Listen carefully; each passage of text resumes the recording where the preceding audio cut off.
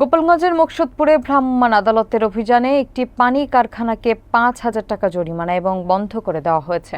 সোমবার দুপুরে উপজেলার দক্ষিণ চণ্ডীবর্দী গ্রামে অবস্থিত সারা পানি কারখানা অভিযান পরিচালনা করেন ভ্রাম্যমাণ আদালতের বিচারক এবং উপজেলা নির্বাহী অফিসার তাসনিম আক্তার।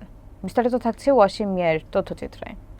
অভিযান চলাকালে কারখানার মালিক কোনো বৈধ কাগজপত্র প্রদর্শন করতে না পারায় ৫,০০০ টাকা জরিমানা আদায় করা হয় এবং কারখানাটি তাৎক্ষণিকভাবে বন্ধ করে দেওয়া হয়। একই সময়ে উপজেলার আরও কয়েকটি পানি কারখানা বৈধ কাগজপত্র না থাকায় বন্ধ করে দেওয়া হয়। ইউএনও তাসনিম আক্তার জানান, ভোক্তাদের স্বাস্থ্য সুরক্ষায় অনুমোদনহীন স্বাস্থ্য ঝুঁকিপূর্ণ পানি উৎপাদনকারী প্রতিষ্ঠানগুলোর বিরুদ্ধে অভিযান অব্যাহত থাকবে। এ ধরনের অনিয়মের ক্ষেত্রে কারো প্রতি কোনো প্রকার ছাড় দেওয়া হবে না। অভিযানে মুকসুদপুর পৌরসভা নির্বাহী কর্মকর্তা মোহাম্মদ মাসুদ আলম সহ সংশ্লিষ্ট কর্মকর্তারা উপস্থিত ছিলেন।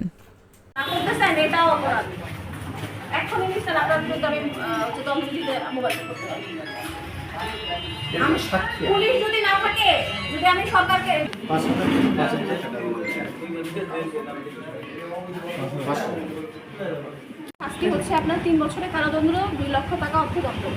আমি জাস্ট খালি আপনাকে সতর্ক করার জন্য ছোট একটা জরিমানা করে দিয়ে যাচ্ছি। জীবনহানির সম্ভাবনা আছে। এই পানিবাহিত রোগ হয়, টাইফয়েড হয়, বিভিন্ন কিছু হয়।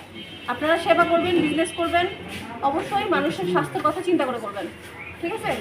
আপনি দেন 5,000 টাকা অর্থদণ্ড, অনাদায়ের 3 দিনের কারাদণ্ড।